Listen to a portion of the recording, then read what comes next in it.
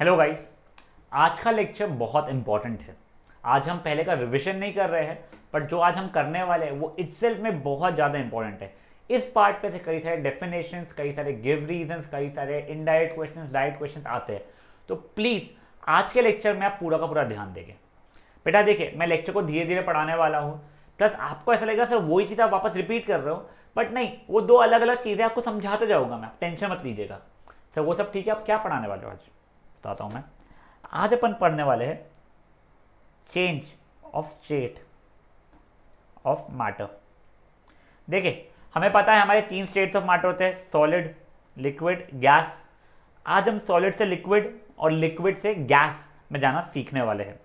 Solid से liquid और liquid से गैस। तो उल्टा नहीं सीखे है, गैस से लिक्विड और लिक्विड से सॉलिड में कैसे जाते हैं। नहीं बेटा, वो इतना इंपॉर्टेंट हमारे लिए है नहीं। जो भी चीज़ सीखा होगा उसका उल्टा बोलते जाओगे तो आपका लिक्विड टू सॉलिड आ जाएगा, यानी जो सॉलिड से लिक्विड के लिए कर रहे हैं उसका उल्टा करोगे तो लिक्विड से सॉलिड आ जाएगा। और वैसे जो लिक्विड से गैस के लिए कर रहे हो उसका उल्टा बोलोगे तो गैस से हम लिक्विड में आ जाएंगे। तो ठीक है, तो हम ये बेसिक आज क्या सीखने वाले हैं, सॉलिड से लिक्विड जाना और लिक्विड से गैस जाना। अब देखिए, अपने को अगर टेम्परेचर ये सही हमारा स्टेट चेंज करना है तो हम कोई भी दो मेथड में से अप्लाई कर सकते हैं। क्या कर सकते हैं हम लोग? पहला है चेंज इन टेम्परेचर, मतलब मैं टेम्परेचर को या तो बढ़ाऊंगा या तो कम करूंगा तो मैं मेरे स्टेट को चेंज कर सकता हूं। और सेकंड वैसा ही है, चेंज इन प्रेशर। सेम चीज़, या तो प्रेशर को बढ़ा के या कम करके मैं अपने स्टेट को चेंज कर सकता हूँ। वैसे मुझे इन दोनों कॉम्बिनेशन की ज़रूरत मेजरली पड़ सकती है कि मुझे टेम्परेचर को भी चेंज करना पड़ रहा है और प्रेशर को भी चेंज करना पड़ रहा है, उसके बाद में मेरा स्टेट चेंज हो रहा है। स्टेट में भी सॉलिड से लिक्विड या लिक्विड से गैस या कोई भी तरीके से। ये चीज़ समझा? मतलब अपन क्या सीखने वाले हैं, हम लोग का चेंज इन स्टेट सीखने वाले हैं। सॉलिड से लिक्विड जाना एंड लिक्विड से गैस जाना। उसलिए हम दो चीज़ें क्या देखने वाले हैं, वैसे हम चेंज इन टेम्परेचर और चेंज इन प्रेशर देखने वाले हैं। आज के लेक्चर में हम सिर्फ और सिर्फ चेंज इन टेम्परेचर का समझने वाले हैं। मतलब हम या तो हीट करेंगे या यानी हम लोग हीटिंग या कूलिंग वाले प्रोसेस के बारे में सीखने वाले हैं। चलिए ठीक है। अब देखिए, बाय चेंजिंग टेम्परेचर बोलो या प्रेशर बोलो, वी चेंज। हम जब टेम्परेचर या प्रेशर चेंज करते हैं तो हम तीन चीज़ें एक मैटर के अंदर चेंज करना शुरू करते हैं। तो कौन सी तीन चीज़ें? पहली है space between the particles. Space between the particles. देखिए, पहले मैं टेम्परेचर का इफेक्ट बताता हूँ। अगर मेरा टेम्परेचर बढ़ता है तो मेरा स्पेस भी बढ़ना शुरू हो जाएगा। मतलब अगर मैं टेम्परेचर बढ़ाना शुरू किया और हीट करना शुरू किया तो जो पार्टिकल्स है जो क्लोजली रैप्ड है उसके बीच का स्पेस बढ़ना शुरू हो जाएगा। और वैसे ही अगर प्रेशर बढ़ा दिया, अगर प्रेशर बढ़ा रहा हूँ तो मेरा स्पेस बिटवीन पार्टिकल्स घटेगा। आप खुद सोचो ना, दूर दूर थे, आपने प्रेशर बढ़ाया तो अपने आप पास में आना शुरू हो गए। चलिए ठीक है सर। सेकेंड चीज़ क्या होती है? Force of attraction. अब देखिए बेटा, अगर मेरा स्पेस बढ़ रहा है तो फोर्स ऑफ अट्रैक्शन कम होना शुरू हो जाता है। तो ये चीज़ है कैसे चलने वाली, बता देता हूँ। अगर मैं टेम्परेचर बढ़ाऊंगा, स्पेस बढ़ाता तो उस कारण से फोर्स मेरा घटना शुरू हो जाएगा। और वही अगर प्रेशर बढ़ा दिया मैंने तो फिर फोर्स मेरा अपने आप बढ़ जाएगा। क्यों? कि स्पेस मेरा कम होना शुरू हो गया था। ठीक है। और थर्ड क्या है? Amount of movement of particle. Basically ये काइनेटिक एनर्जी की बात कर रहे हैं। मूवमेंट हम लोग किससे रिलेट करते हैं? काइनेटिक एनर्जी से। तब देखो, टेम्परेचर बढ़ा तो स्पेस बढ़ गया, वो ज़्यादा रैंडमली इजीली मूव कर सकते हैं तो उसकी काइनेटिक एनर्जी बढ़ेगी। तो सर टेम्परेचर बढ़ा तो काइनेटिक एनर्जी भी मेरी बढ़ेगी। और वैसे ही अगर प्रेशर बढ़ेगा तो और पास पास आ जाएगी तो काइनेटिक एनर्जी उनकी घटना शुरू हो जाएगी। सिंपल है अभी तक का। देखो, सब कुछ लॉजिकल था। अपन ने क्या सीखा, अपन कहते स्टेट्स को कन्वर्ट करने वाले हैं। उसने मैं दो चीज़ें कर सकते हैं, तो टेम्परेचर को चेंज या प्रेशर को चेंज। आज सिर्फ टेम्परेचर को चेंज कर देखने वाले हैं। वैसे टेम्परेचर और प्रेशर को चेंज करने से तीन चीज़ें चेंज होती है हमारी। पहली क्या चेंज होती है? Space between the particles. Temperature बढ़ता है तो स्पेस बढ़ना शुरू हो जाता है। प्रेशर बढ़ता है तो स्पेस घटना शुरू हो जाता है। सेकंड क्या देखा? Force of attraction. टेम्परेचर बढ़ता है, दूर दूर होते पार्टिकल तो फोर्स ऑफ अट्रैक्शन कम होता है। और वही प्रेशर अगर बढ़ता है तो फोर्स ऑफ पार्टिकल वो पास पास आते हैं तो फोर्स ऑफ अट्रैक्शन बढ़ना शुरू हो जाता है। जैसे ही हम लोग, अब काइनेटिक एनर्जी तो थर्ड है, टेम्परेचर बढ़ाएंगे दूर होगा तो काइनेटिक एनर्जी ज़्यादा बढ़ जाएगी। प्रेशर बढ़ाएंगे तो पार्टिकल्स पास में आएंगे तो काइनेटिक एनर्जी घटना शुरू हो जाएगी। ये तीन चीज़ें समझिए आप लोगों को। चलो ग्रेट, आपको ये तीन चीज़ें समझ गई है ना, तो आप लोगों की लाइफ थोड़ी आसान होने वाली है। मैंने जैसा आपको कहा था आज हम लोग सिर्फ इफेक्ट ऑफ टेम्परेचर देखने वाले, ठीक है। अब इफेक्ट ऑफ टेम्परेचर पर दो बार देखने वाले, एक बार सॉलिड से लिक्विड और एक बार लिक्विड से गैस का। तो पहले अपन लोग कॉन्सेंट्रेट करें सिंपल सा सॉलिड टू लिक्विड पे, ठीक है। अब देखो सॉलिड, सॉलिड के पार्टिकल्स बहुत पास पास रहते हैं, पार्टिकल्स आर क्लोजली रैप्ड। मुझे अब क्या करना है, पार्टिकल्स को थोड़ा दूर लाना है, पार्टिकल्स को दूर लाना है। तो अब यहाँ पे देखिए, बताइए टेम्परेचर बढ़ा होगा कि घटा होगा? तो ऑब्वियसली टेम्परेचर बढ़ाओगे, जैसा दिया है फर्स्ट पॉइंट में, तो उनके बीच का स्पेस बढ़ना पड़ेगा, बढ़ेगा। तो इसलिए मैं क्या करता हूँ, टेम्परेचर को बढ़ाता हूँ, तो उससे स्पेस भी बढ़ती है मेरी। चलिए स्पेस तो छोड़िए एक बार, स्पेस के पहले देखिए क्या हो जाता है ना, स्पेस क्यों बढ़ती है? सर काइनेटिक एनर्जी बढ़ना शुरू हो जाती है मेरी। जैसे काइनेटिक एनर्जी बढ़ना शुरू होती है, particles start vibrating with great speed. देखो टेम्परेचर दिया, बढ़ाया, मतलब बेसिकली क्या होता है मैं आपको समझाता हूँ। जब टेम्परेचर बढ़ाते हो ना, आप एनर्जी दे रहे हो पार्टिकल में, उसमें एनर्जी जो जा रही है उसमें काइनेटिक एनर्जी बढ़ रही है। काइनेटिक एनर्जी बढ़ रही है मतलब वो ज़्यादा फास्ट रैपिडली मूव कर पा रहा है। अब ज़्यादा रैपिडली अगर मूव कर पा रहा है मतलब जो फोर्स ऑफ अट्रैक्शन था उसको वो ओवरकम कर देगा। अब जैसे ही फोर्स ऑफ अट्रैक्शन ओवरकम हुआ तो क्या हो जाएगा, उसके बीच का स्पेसेस बढ़ जाएगा। तो बेसिकली तीनों चीज़ें कैसे रिलेटेड होकर मैं बताता हूँ आपको। क्या होता है ना, जब एनर्जी आती है, देखो अभी आने की बात करो ना, आप हीट दे रहे हो, अगर आप हीट दे रहे हो मतलब एनर्जी दे रहे हो, तो उसकी एनर्जी बढ़ रही है मतलब वो उसकी काइनेटिक एनर्जी बढ़ रही है। काइनेटिक एनर्जी बढ़ रही है मतलब फोर्स ऑफ अट्रैक्शन जो है पार्टिकल्स के बीच का वो बढ़ रहा है। अब फोर्स ऑफ अट्रैक्शन वो घट रहा है, आई एम सॉरी, जैसे आप एनर्जी दे रहे हो फोर्स ऑफ अट्रैक्शन घट रहा है क्योंकि वो दूर दूर तक जा पा रहा है। अब फोर्स ऑफ अट्रैक्शन क्योंकि घट रहा है मतलब स्पेसेस बढ़ रहे हैं। यही उल्टा अगर मैंने एनर्जी ले ली, मतलब उसे मैं ठंडा कर रहा हूँ, उससे एनर्जी ले ली, तो उसके अंदर जो एनर्जी तो कम हो गई, तो काइनेटिक एनर्जी और कम हो गई।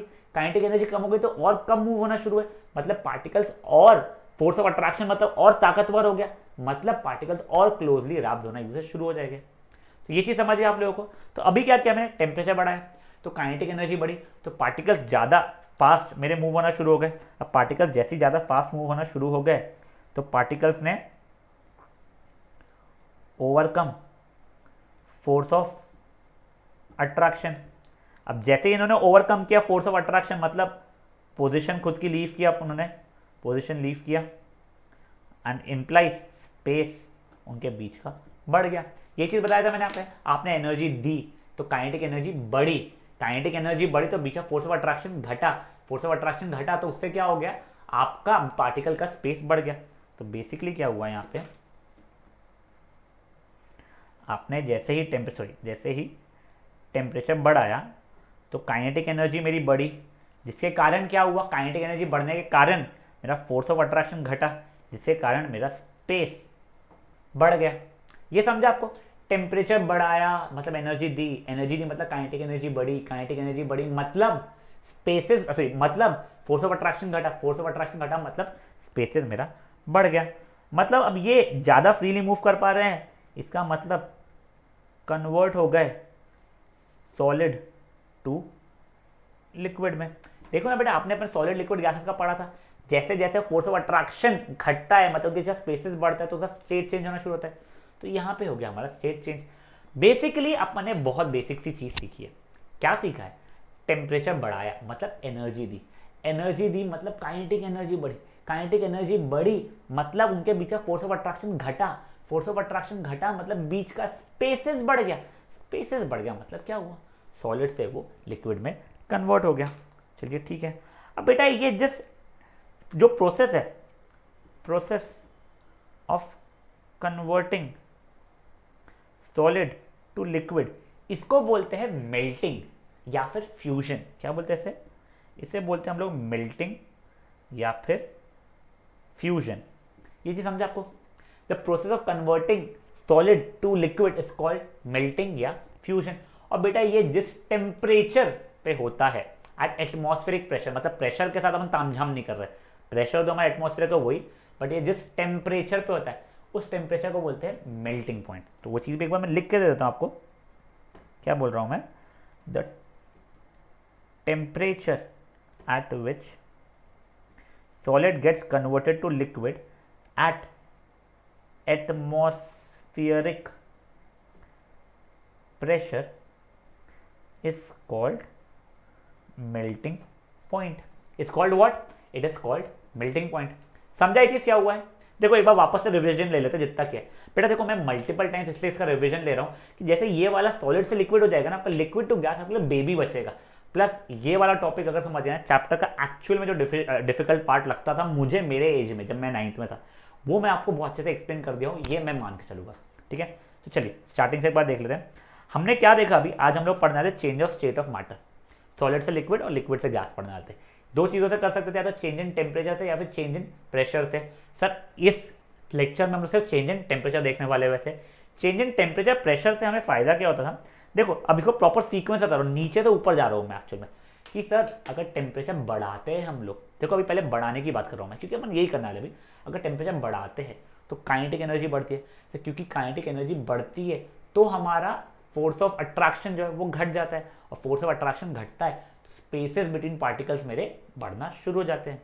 अब यही चीज प्रेशर का बाद में देखेंगे, वैसे प्रेशर के ऊपर इतना अपन लोग करते नहीं डिस्कस, बट स्टिल प्रेशर का एग्जैक्टली उल्टा होने वाला है। प्रेशर बढ़ा होगा तो काइनेटिक एनर्जी घटेगा, काइनेटिक एनर्जी घटेगा तो प्रेशर तो फोर्स ऑफ अट्रैक्शन बढ़ेगा, फोर्स ऑफ अट्रैक्शन बढ़ेगा, स्पेस बिटवीन द पार्टिकल मेरे घटने वाले। बट अगेन प्रेशर का ही देख रहे हैं, टेम्परेचर का, टेम्परेचर क्या होती है, टेम्परेचर बढ़ा तो क्या हुआ, तो काइनेटिक एनर्जी बढ़ी, काइनेटिक एनर्जी बढ़ी तो क्या हुआ, तो फोर्स ऑफ अट्रैक्शन घटा, फोर्स ऑफ अट्रैक्शन घटा तो क्या हुआ, तो फिर स्पेसेस बिटवीन द पार्टिकल्स बढ़े, और स्पेसेस बिटवीन द पार्टिकल जैसे ही बढ़े सॉलिड में, सॉलिड क्या में कन्वर्ट हो गया हमारा लिक्विड में। वही चीज पूरी की पूरी यहाँ पे मैंने पढ़ाई है आपको, वो जैसे ही पढ़ाई फिर मैंने आपको बताया कि जो प्रोसेस है जो सॉलिड से लिक्विड में कन्वर्ट होता है उस प्रोसेस को क्या बोलते हैं हम लोग, मेल्टिंग बोलते हैं या फिर फ्यूजन बोलते हैं। और बेटा एक और चीज समझ लीजिए कि मेल्टिंग पॉइंट का डेफिनेशन में आपको एटमॉस्फेरिक प्रेशर में लिखना जरूरी है। मेल्टिंग पॉइंट क्या है, ये वो टेम्परेचर है जहां पे सॉलिड लिक्विड में कन्वर्ट होना शुरू होता है एट एटमॉस्फेरिक प्रेशर। ये चीज ध्यान रखिएगा, एट एटमॉस्फेरिक प्रेशर, मतलब प्रेशर का छेड़खानी नहीं कर रहे हो। आपको एग्जांपल देने के लिए बता रहा हूं मैं, वाटर का मेल्टिंग पॉइंट वैसे होता है, अच्छी वाटर सो सॉरी आइस होना चाहिए मैंने, माय बैड। आइस का मेल्टिंग पॉइंट होता है 273 केल्विन, ये होता है उसका मेल्टिंग पॉइंट। जैसे एग्जैक्ट अगर मेल्टिंग पॉइंट देखूँ ना मैं उसका, तो वो होता है 273.16 केल्विन होता है, बट हम लोग अप्रोक्सीमेशन लेके चल लेते हैं 273 केल्विन। इसको अगर मुझे डिग्री सेल्सियस में चाहिए तो सिर्फ 0 डिग्री सेल्सियस। अभी मैं आपको एक कन्वर्जन फैक्टर सिखा रहा हूँ केल्विन और सेल्सियस का, ये चीज़ प्लीज़ आप समझ लीजिएगा अच्छे से, क्योंकि आपको इसके ऊपर न्यूमेरिकल्स भी आ जाते हैं कई बार, एक एक मार्क के कन्वर्ट करो सेल्सियस से केल्विन या केल्विन से सेल्सियस। एक दो एग्जाम्पल मैं देख भी लेंगे। सर क्या है, sorry kelvin is equal to Celsius plus 273, इसको रट के चलिए, ये बिल्कुल रट लीजिए, बहुत काम में आएगा। तो देखिए एक रैंडम एग्जांपल ले रहा हूँ मैं, मान लीजिए अगर मेरा सेल्सियस है 50 मान लीजिए, तो केल्विन में कितना होगा, implies sir kelvin is equal to 50 plus 273 which is what, ये 3 यहाँ पे 2, ये 323 केल्विन हो जाएगा।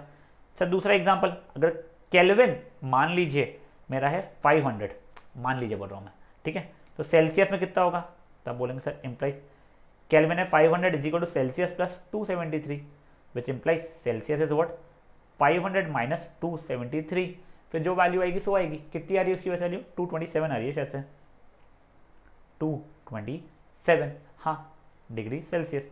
समझा ये चीज़ बेटा। ये देखिए ये इतू से एक ध्यान रखोगे, एक मार्क आपको एग्जाम में पक्का हो जाएगा, क्या केल्विन है सेल्सियस प्लस 273।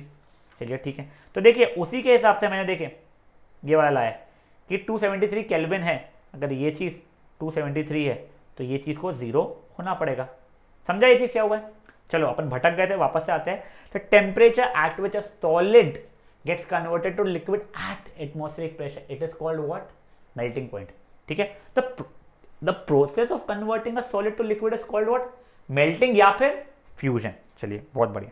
अब बेटा एक बेसिक सी ना एक्सपेरिमेंट आपके एनसीईआरटी में दिया हुआ है, वाला एक्सपेरिमेंट बता रहा हूँ। इतनी अच्छी ड्राइंग नहीं बना रहा हूँ मैं। एक बीकर लिया है भैया ने, उसमें मस्त रखा है अपना आइस के क्यूब्स, यहाँ पे भैया ने लगा दिया थर्मामीटर।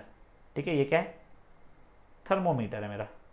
यहाँ पे नीचे लगाई उसने आग, थर्मामीटर में टेम्परेचर चेक कर रहा है, और थर्मामीटर में टेम्परेचर चेक करते रहता है। एक मोमेंट आता है जहाँ पे मेरा आइस वाटर में कन्वर्ट हो रहा है, वहाँ पे आके वो रुक जाता है उसी टेम्परेचर पे। ये वैसे रहता है 0 डिग्री सेल्सियस वाला। वो 0 डिग्री सेल्सियस पे आके खूब देर तक रुक जाता है। फिर जब सब कुछ वाटर हो जाता है ना, फिर धीरे धीरे धीरे करके वो टेम्परेचर बढ़ना शुरू होता है। तो अगर आप देखोगे, आपने अपनी हीट देना बंद तो किया नहीं था। जब 0 डिग्री पे आ गया तो ऐसा तो हुआ नहीं कि आपने हीट बंद कर दिया, आप हीट अभी भी दे रहे हो, बट आपने नोटिस किया मेरा टेम्परेचर तो बढ़ ही नहीं रहा है। सर ये हीट गई का, गायब हो गई क्या? नहीं बेटा, मैं आपको कंसेप्ट समझाता हूँ। अब क्या होता है, देखिए जो मैं हीट दे रहा हूँ ना, वो हीट पहले पूरी कोशिश करती है, पूरी अपनी एनर्जी लगाती है किस चीज़ में, सॉलिड को लिक्विड में कन्वर्ट, यानी कि आइस को वाटर कन्वर्ट करने के लिए। वहां पे उसकी काइनेटिक एनर्जी बढ़ नहीं पाती है, पार्टिकल्स की काइनेटिक एनर्जी बढ़ नहीं पाती है। देखिए the heat sorry the heat is used in overcoming the force of attraction between the particles। क्योंकि वो पार्टिकल्स के बीच फोर्स ऑफ अट्रैक्शन को ओवरकम करने में पूरी एनर्जी यूज हो जा रही है, इसलिए kinetic energy does not increase. मतलब काइनेटिक एनर्जी बढ़ ही नहीं पाई, और काइनेटिक एनर्जी बढ़ नहीं पाई मतलब उसमें एनर्जी आ नहीं पाई, तो उसने अपना टेम्परेचर बढ़ा नहीं पाया। तो क्या बोल रहे हो वापस से बताओ। देखो अपन ने बीकर लिया, बर्फ डाल दिया उसमें खूब सारा, टेम्परेचर के लिए थर्मामीटर लगा दिया, कुछ चल रहा होगा, मान लो अभी नेगेटिव में चल रहा होगा, -5 डिग्री सेल्सियस, मुझे नहीं पता, मैं रैंडम बोल रहा हूँ, ये चल रहा था, ठीक है। मैंने हीट किया -5 से -4 -3 -2 -1 0, खूब देर तक 0 पे रहा। कब तक है? जब तक पूरा का पूरा आइस वाटर में कन्वर्ट नहीं हो गया। जब पूरा का पूरा आइस वाटर में कन्वर्ट हो, फिर टेम्परेचर 1 2 3 4 ऐसा बढ़ना आपसे शुरू हुआ था, ठीक है। तो मेरा ये पूछना था आपसे कि जब वो 0 पे था, मतलब आपने क्या गैस बर्नर बंद कर दिया था क्या? तो नहीं सर, गैस बर्नर बंद नहीं करा, तो ये हीट जा कहाँ रही थी? तो मैंने बताया कि ये हीट कहाँ यूज हो रही थी, to overcome the force of attraction between the particles of ice. पूरे आइस के जो पार्टिकल्स है उसके बीच का जो फोर्स ऑफ अट्रैक्शन उसको ओवरकम करने में जा रही थी, तो काइनेटिक एनर्जी बढ़ा नहीं पा रही थी। अब अगर वो काइनेटिक एनर्जी बढ़ा नहीं पा रही है, इसका मतलब क्या हो गया है, मतलब उसके अंदर का टेम्परेचर बढ़ेगा नहीं। अब जैसे ये समझ में आ गया है मुझे थोड़ा कि टेम्परेचर ऐसा बढ़ेगा नहीं, इसलिए मेरा, अरे ये क्या हो रहा है भाई, हाँ, अगर टेम्परेचर नहीं बढ़ रहा है, इसलिए टेम्परेचर मेरा कॉन्स्टेंट है, वो उसी कारण से मेरा कॉन्स्टेंट था। तो देखिए वो लिख देता हूँ एक बार के लिए आपके लिए मैं, हेंस इट इज कंसिडर्ड, ये सब पर मान के चलते हैं, फालतू की बात है, ये मान के चलते जो हीट दे रहे थे, वो जो पतीला है ना मेरा, चलते बीकर, उसके अंदर छुप के रह गया। तो लिख देता हूं मैं, hence it is considered that it gets hidden, it है वो heat gets hidden into the contents of beaker. अब देखिए हिडन है, हिडन का एक और वर्ड होता है लेटेंट। क्या होता है? लेटेंट। तो इसी कारण से ये हीट को क्या बोलते हैं अपन लोग? लेटेंट यानी hidden heat of fusion. Hidden heat of fusion की जगह क्या बोलते हैं हम लोग उसे? Latent heat of fusion. तो उसमें वही लिखा था, and is known as latent. Latent का मतलब क्या बताया मैंने? Hidden. Latent heat of fusion. सब कुछ नहीं समझा, एक और बताओ। देखो आपको ये तो समझाना, आपकी हीट दिए जा रहे थे पर टेम्परेचर बढ़ नहीं रहा था। टेम्परेचर क्यों नहीं बढ़ रहा था? क्योंकि वो जो एनर्जी थी वो पूरी की पूरी यूज हो रही थी force of attraction between particles of ice को ओवरकम करने में, जिससे टूट सके, इसमें यूज हो रही थी वो। अब अपन लोग ऐसे समझाने के लोग ऐसा बोल देते हैं कि जो हीट थी ना, जो कंटेंट ऑफ बीकर है उसके अंदर छुप के रह रही है। तो इस छुपी हुई हीट एनर्जी को क्या बोलते हैं हम लोग? इसे बोलते हैं लेटेंट हीट ऑफ फ्यूजन। समझा? ये चीज मैंने आपको बताया है यहाँ पे। अब देखिए लेटेंट हीट ऑफ फ्यूजन का प्रॉपर डेफिनेशन लिख के दे रहा हूँ बेटा, बहुत काम का है ये रट के जाना है आप लोगों को बिल्कुल। Latent heat of fusion, it is the amount of heat energy required to convert 1 kilogram of solid, कोई भी हो सकता है बेटा, अभी तो आइस का एग्जांपल है, कोई और भी हो सकता था, to convert 1 kilogram of solid into liquid at atmospheric pressure at its melting point. तो क्या हुआ ये? पहले देखो मेरा देखो जब ये 0 डिग्री पे आ गया था, वो 0 डिग्री पे जब आइस आ चुका है, वहां से पूरे आइस, 1 किलो के पूरे आइस को वाटर में कन्वर्ट करने के लिए जितनी एनर्जी देनी पड़ रही है, एट व्हाट, मेल्टिंग पॉइंट पे तो है ही वो 0, और एटमॉस्फेरिक प्रेशर पे, उसे बोलते हैं लेटेंट हीट ऑफ फ्यूजन। बेटा देखो अगेन ये आइस के लिए अलग हो सकता है, कोई और मैटर, कोई और सब्सटेंस के लिए कुछ और हो सकता है। अभी मैं आइस के एग्जाम्पल से बता रहा हूँ आपको। 1 किलो का आइस लिया आपने, उसे 0 डिग्री सेल्सियस पे लाया एटमॉस्फेरिक प्रेशर पे। अब यहाँ पे आपको जितनी एनर्जी देनी पड़ेगी उसे 0 डिग्री वाटर पे लाने के लिए, उसे क्या बोलेंगे हम लोग, उसे बोलेंगे लेटेंट हीट ऑफ फ्यूजन। ये मान लीजिए कोई सब्सटेंस ए है, 1 किलो का चाहिए मुझे, कितना चाहिए, 1 किलो का सब्सटेंस ए, एट उसका मेल्टिंग पॉइंट पे है वो, बट सॉलिड इसमें है और एटमॉस्फेरिक प्रेशर में, तो उसमें कितनी हीट एनर्जी मुझे देनी पड़ रही है जिससे वो ए 1 किलो वाला 1 किलो लिक्विड में कन्वर्ट हो जाए उसे मेल्टिंग पॉइंट पे। समझा ये चीज? तो देखिए क्या दिया हुआ है, latent of heat of fusion is the amount of heat energy required to convert 1 kg of solid into liquid at atmospheric pressure at its melting point. समझा ये चीज? चलिए ये चीज हो गई है। अब देखिए बेटा, मेरे पास दो सब्सटेंसेस है, एक तो आइस है, ice is also eight 0 degree Celsius, और एक है water, water is also eight 0 degree Celsius. मुझे आप बताइए किसमें ज्यादा एनर्जी होगी, आइस में ज्यादा एनर्जी होगी कि वाटर में ज्यादा एनर्जी होगी? वाटर में ज्यादा एनर्जी होगी। तो ऐसा क्यों बेटा? देखो आइस में मुझे लेटेंट हीट ऑफ फ्यूजन देनी पड़ी, तब उसी टेम्परेचर वाटर में कन्वर्ट हुआ। मतलब मान लो इसके पास कुछ ए अमाउंट ऑफ एनर्जी थी, इसमें मुझे latent heat of fusion add करना पड़ा, जब ये दोनों ऐड हुए उतनी एनर्जी जाके वाटर के पास है एट 0 डिग्री सेल्सियस। समझा चीज क्या बोला है मैंने? देखो एक बात, मान लो ए के पास खुद के पास कुछ अमाउंट ऑफ एनर्जी थी ए, अब मुझे ए को किस में कन्वर्ट, आइस को किस में कन्वर्ट करना है, वाटर में, तो मुझे उसमें 0 डिग्री पे आके लेटेंट हीट ऑफ फ्यूजन देनी पड़ी। जब उसमें उतनी एनर्जी आई तब वो वाटर में कन्वर्ट हुआ। समझा ये चीज? ये पूछा था मैं आपको, ठीक है? तो इस चीज का मैं लिख देता हूं मैं, due to latent heat stored in, liquid बोला या वाटर बोला है? अभी मैं वाटर की बात करता हूँ, वाटर ही बताओ। Due to latent heat stored in water at 0 degree Celsius, it has more energy as compared to ice at 0 degree Celsius. देखो जो ऊपर समझाया था वही मैंने आपको सेंटेंस में लिख के दिया, जिससे आप लोगों को पढ़ के एक और समझे। क्या बोला?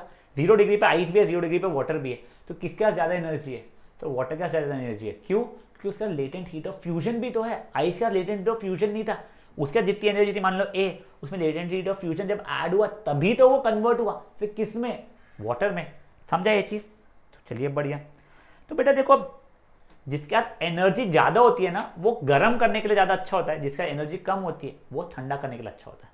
तो आप मुझे बताओ, आपको कोई ऑब्जेक्ट को ठंडा करना है तो आप 0 डिग्री का आइस यूज करोगे या 0 डिग्री का वाटर यूज करोगे? देखो एक बार समझाता हूँ। मैंने क्या बोला आपको, जिसका एनर्जी ज्यादा वो किसके इसमें काम में आएगा, वो हीट करने का काम में आएगा। जिसका एनर्जी कम वो ठंडा करने का काम आएगा। आपको बताऊंगा क्यों, वो वाला भी, ठीक है? तो मेरा भी ये क्वेश्चन है कि आपके पास में 0 डिग्री पे आइस भी है, 0 डिग्री पे वाटर भी है, आपको करना है ठंडा, तो क्या ज्यादा काम में आएगा? परफेक्ट, आइस ज्यादा काम में आएगा। सर क्यों? बेटा उसका एनर्जी कम है ना, आपको पता है एनर्जी कम है तो वो ठंडा करने के ज्यादा काम में आएगा। जिसका एनर्जी ज्यादा है वो गर्म करने के काम में ज्यादा आएगा। तो ऐसा क्यों हो रहा है? तो उसका एग्जांपल बताता हूं। मान लो आपने बर्फ को अपने हाथ में होल्ड किया, 0 डिग्री पे बर्फ है, आपने अपने हाथ में होल्ड किया। अब बेटा बर्फ आपके हाथ में से हीट चूसेगा, जिससे लेटेंट हीट ऑफ फ्यूजन मिले और धीरे धीरे धीरे धीरे मेल्ट होना शुरू हो जाएगा। अब आपके हाथ का हीट चूस लिया, मतलब आपका हाथ ठंडा होना शुरू हो गया। समझा? देखो क्योंकि खुद आइस था, आइस को वाटर में कन्वर्ट होने के लिए हीट चाहिए थी, इसलिए उसने आपके हाथ से हीट चूसी। जैसे हाथ से हीट चूसी मतलब क्या हो गया, आपका हाथ की हीट चली गई, मतलब आपका हाथ हो गया ठंडा। समझा ये चीज? देखो इसलिए समझ रखो, जिसके पास खुद के पास एनर्जी कम है तो वो ठंडा करने के साथ दूसरे वाले को ठंडा करने का काम में आएगा। जिसका एनर्जी ज्यादा है वो दूसरे वाले को गर्म करने के ज्यादा काम में आएगा। समझा ये चीज आपको? तो चलिए ठीक है। अब बेटा देखो, आपको एक और चीज मैं बना देता हूं। जब आपका सॉलिड लिक्विड में कन्वर्ट हुआ था वो टेम्परेचर पे, तो उसने कुछ मान लो x amount of heat absorb की थी, चूसी थी ना उसने। अब यही अगर वही लिक्विड सॉलिड में कन्वर्ट होना चाहता है तो वो भी उतनी ही amount of heat energy, x amount of heat अब एब्जॉर्ब नहीं करेगा, वो रिलीज करेगा। क्या करेगा? उतनी अमाउंट ऑफ एनर्जी वो रिलीज करेगा। समझा आपको ये चीज क्या हुआ है? देखो, अगर आपका कोई ऑब्जेक्ट ए था, वो ए ऑब्जेक्ट जो सॉलिड था वो लिक्विड में जब कन्वर्ट हो रहा था तो उसने x amount of heat energy चूसी होगी, लेटेंट हीट ऑफ फ्यूजन के नाम पे। वो अगर मैं लिक्विड को सॉलिड पे कन्वर्ट होना था तो उतनी यानी x amount of heat energy वो रिलीज कर देता। समझा ये चीज? अगर आपको यहां तक समझ गया है तो आपको लिक्विड से गैस में थोड़ा भी इशू नहीं आने वाला है, और नहीं समझा है तो कोई बात नहीं, अभी रिविजन ले रहा हूं मैं, तो प्लीज थोड़ा ध्यान से देखिएगा। चलिए ठीक है सर।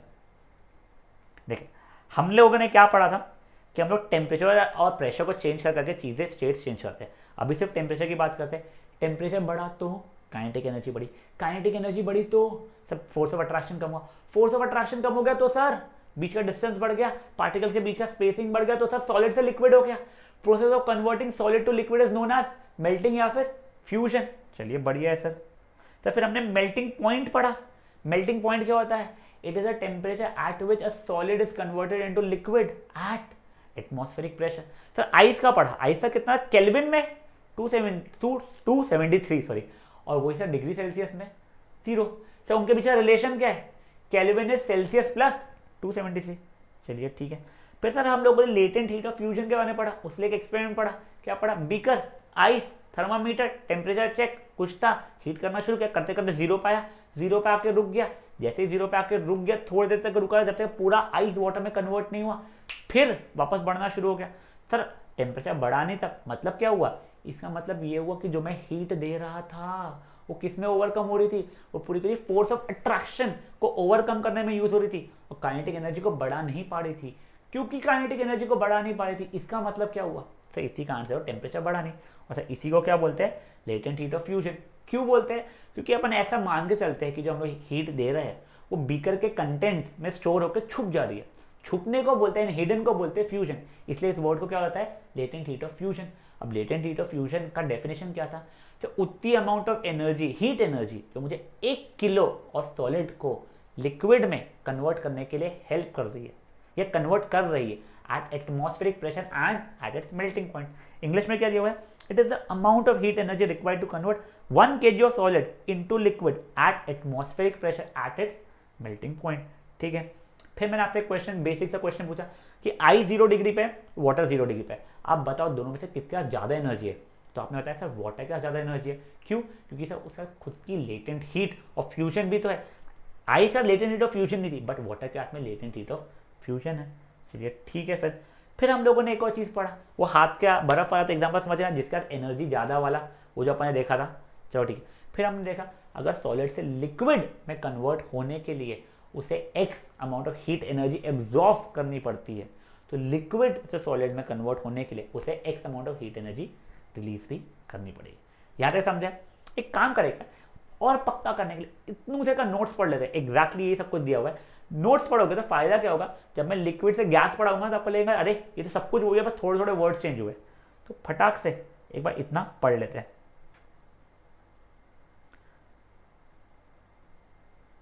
देखिए, एक काम करेगा प्लीज, मेरा ना गला सूख रहा है इतना बोल बोल के, तो आप एक काम करो, यहाँ पे कर लो इसको पॉज, और इतना आप एक बार रीड करना शुरू करो। आप इतना पेज रीड करके रखो, फिर मैं आपको पूरा आपस से का बताता हूँ। तो गाइज आई होप आप लोगों ने ये चीज़ पढ़ी है। मैं आपस से गायब जो हुआ था वापस आ जाता हूँ मैं, सॉरी यहाँ पे नहीं, यहाँ पे आता हूँ। बेटा देखिए, इसमें भी वही चीज़ें दी हुई है कि हमें प्रेशर को चेंज करके, टेम्परेचर चेंज करके स्टेट चेंज करना सीखने वाले हैं। फिर टेम्परेचर प्रेशर का इफेक्ट बताया हुआ है तीनों चीज़ों पे। किस पे? काइनेटिक एनर्जी पे, स्पेसेस के बीच में और फोर्स ऑफ अट्रैक्शन के बीच में। फिर मैं सिर्फ टेम्परेचर पे कॉन्सेंट्रेट करने वाला वो दिखाया मैंने कि पहले बताया पार्टिकल और सॉलिड और क्लोजली रैप्ड, उनका फोर्स ऑफ अट्रैक्शन बहुत ज़्यादा होता है। टेम्परेचर बढ़ाए तो काइनेटिक एनर्जी बढ़ी, काइनेटिक एनर्जी बढ़ाई तो फोर्स ऑफ अट्रैक्शन कम हुआ, फोर्स ऑफ अट्रैक्शन कम किया तो उनके बीच का स्पेसेस बढ़ गया, स्पेसेस बढ़ गया मतलब क्या हुआ सर? सॉलिड कन्वर्ट हो गया लिक्विड में। तो सॉलिड कन्वर्ट हो गया लिक्विड में, इसको बोलते हैं मेल्टिंग या फिर फ्यूजन। फिर मैंने मेल्टिंग पॉइंट का डेफिनेशन दे दिया, वो क्या है? Temperature at which a solid melts to become a liquid at the atmospheric pressure is called melting point. Melting point of ice 273.16 kelvin, जो कि 0 डिग्री सेल्सियस है, वो भी बता दिया मैंने। अब हाँ, एक चीज मैं आपको बताना भूल गया था, different solids have different melting points. आपका ए सॉलिड और बी सॉलिड का दोनों का मेल्टिंग पॉइंट अलग अलग हो सकता है। जिसका ज़्यादा मेल्टिंग पॉइंट होगा ना उसका तो उसको ज़्यादा एनर्जी देनी पड़ रही है फोर्स ऑफ अट्रैक्शन तोड़ने के लिए। मतलब higher the melting point higher will be the force of attraction. अब खुद सोच रहा था, आइस का मेल्टिंग पॉइंट ज़्यादा रहेगा कि आयरन का? तो ऑब्वियसली आयरन का रहेगा ज़्यादा। मतलब आयरन के जो पार्टिकल्स है उसके बीच में फोर्स ऑफ अट्रैक्शन बहुत ज़्यादा है आइस के जो पार्टिकल्स है उसके बीच से। समझा ये चीज़? तो ये चीज़ भी हो गई। फिर the temperature at which melting, वो जो एक्सपेरिमेंट कर बताऊँ, the temperature at which melting happens and it remains constant when heat is also applied continuously. तो ये टेम्परेचर जो रहता है, ये इसमें हीट अपनी जाती कहाँ पे, तो वो बता दिया। इसकी हीट जाती है ओवरकम करने फोर्स ऑफ अट्रैक्शन को। इससे हम बोलते हैं क्या? Latent heat of fusion. इसका डेफिनेशन क्या हो गया? It is the amount of heat energy required to convert या change 1 kg of solid into liquid at atmospheric pressure at its melting point is called latent heat of fusion. फिर latent heat of fusion पानी का कितना है? देखिए, latent heat of fusion पानी में stored है, इसलिए उसके अंदर की एनर्जी ज़्यादा रहने वाली है, ये बताया हुआ है। फिर जो आइस का एग्जांपल मैंने लिया था, ठंडा करने के लिए आइस बेटर रहेगा वाटर से। क्यों सर? कि आइस का एनर्जी कम है, जिसका एनर्जी कम है वो ठंडा करने के ज़्यादा काम आएगा। वो वाला एग्जाम्पल आपको दिया हुआ है। फिर आपको ये बताया हुआ है कि अगर एक्स अमाउंट ऑफ एनर्जी मुझे लग रही है सॉलिड से लिक्विड के लिए एब्जॉर्व करनी पड़ रही है, तो एक्स अमाउंट ऑफ एनर्जी मुझे लिक्विड से सॉलिड में कन्वर्ट करने के लिए रिलीज भी करनी पड़ेगी। अब बेटा यही सब चीज़ें जो अपन ने यहाँ पे देखी है ना, यही सब चीज़ें अब अपन लोग देखने वाले हैं किस चीज़ के लिए? लिक्विड से गैसियस स्टेट में आने के लिए। ठीक है सर, आप लोग कॉन्सेप्ट करते हैं लिक्विड से गैस में। ठीक है, अब देखो, अगर आप टेम्परेचर या हीट अभी भी दिए जा रहे हो, हीट दिए जा रहे हो मतलब अपना टेम्परेचर बढ़ाने की कोशिश कर रहे हो, तो और टेम्परेचर बढ़ाने की कोशिश कर रहे हो मतलब और काइनेटिक एनर्जी बढ़ेगी, पानी के पार्टिकल्स हैं और काइनेटिक एनर्जी बढ़ेगी तो और फोर्स ऑफ अट्रैक्शन घटेगा पानी के पार्टिकल्स के बीच में, और फोर्स ऑफ अट्रैक्शन घटेगा मतलब और स्पेसेस बढ़ेगा, और स्पेस बढ़ेगा मतलब लिक्विड कन्वर्ट हो जाएगा काय में? गैस में या वेपर्स में। यही चीज़ होती है सॉलिड में। टेम्परेचर बढ़ाया, काइनेटिक एनर्जी बढ़ी, फोर्स ऑफ अट्रैक्शन घटा, स्पेसेस बढ़ी, तो सॉलिड कन्वर्ट होता है लिक्विड में। वही चीज़ और करते हैं कंटिन्यू, तो लिक्विड काय में कन्वर्ट हो गया मेरा? गैस में कन्वर्ट हो गया। अब ये प्रोसेस को, जिसमें लिक्विड को मैं गैस में कन्वर्ट करता हूँ, इससे बोलते हैं हम लोग क्या? बॉइलिंग बोलते हैं। इसे क्या बोलते हैं? बॉइलिंग। ठीक है, और उसके सिवाय जिस टेम्परेचर पे, देखिए क्या लिया है, temperature at which liquid is getting converted to gas at atmospheric pressure, temperature at which liquid is getting converted to gas at atmospheric pressure is called boiling point. देखो याद है पिछली बार, temperature at which a solid is converted to liquid at atmospheric pressure was called melting point. वैसे the temperature at which liquid is converted to gas at atmospheric pressure is called boiling point. बेटा उसके ऊपर पहले याद है solid से liquid को convert करने वाले प्रोसेस को क्या बोलते थे? उसे फ्यूजन बोलते थे। यहाँ पर लिक्विड से गैस को कन्वर्ट करने वाले इसको क्या बोलते हैं? बॉइलिंग बोला जाता है। अब एग्जैक्टली सेम, चलो ठीक है, वाटर का देख लेते हैं। वाटर का मेरा मान लीजिए 100 डिग्री, मान लीजिए नहीं 100 डिग्री सेल्सियस ही होता है मेरा क्या? Boiling point. सर केल्विन में कितना होगा? चलो याद करते हैं। केल्विन कितना होता था? 273 प्लस सेल्सियस होता था, तो सर केल्विन कितना हो गया? 273 plus 100 which is what? 373 kelvin. खत्म। ये मेरा किसका हो गया बेटा? ये मेरा हो गया वाटर का। सबका अलग अलग होता है। Again different substances will have different boiling point. Higher the boiling point higher is the force of attraction between them. जैसा सॉलिड में था, सॉलिड में भी different solids will have different melting point. Higher the melting point higher will be the force of attraction. वैसे ही different liquids will have different boiling point. Higher the boiling point higher will be the force of attraction. अब वही जो ये देखिए, ये जो गंदी सी डायग्राम बनाई थी मैंने एक्टिविटी की, वही वाली एक्टिविटी को कंटिन्यू कर रहा हूँ। मान लो पूरा का पूरा पानी, पूरा पूरा आइस पानी में कन्वर्ट हो चुका था। थर्मामीटर था यहाँ पे, अपनी मस्त हीट, गंदी सी हीट दे रहा था मैं। अब देखो जीरो टेम्परेचर था आइस के समय, बढ़ते बढ़ते बढ़ते बढ़ते 100 डिग्री सेल्सियस से क्या होगा? अब अगेन वो 100 डिग्रीज पे आके रुक जाएगा। कब तक है? जब तक पूरा वाटर मेरा स्टीम में कन्वर्ट नहीं हो जाता है। तो ऐसा क्यों? एग्जैक्टली वही रीजन।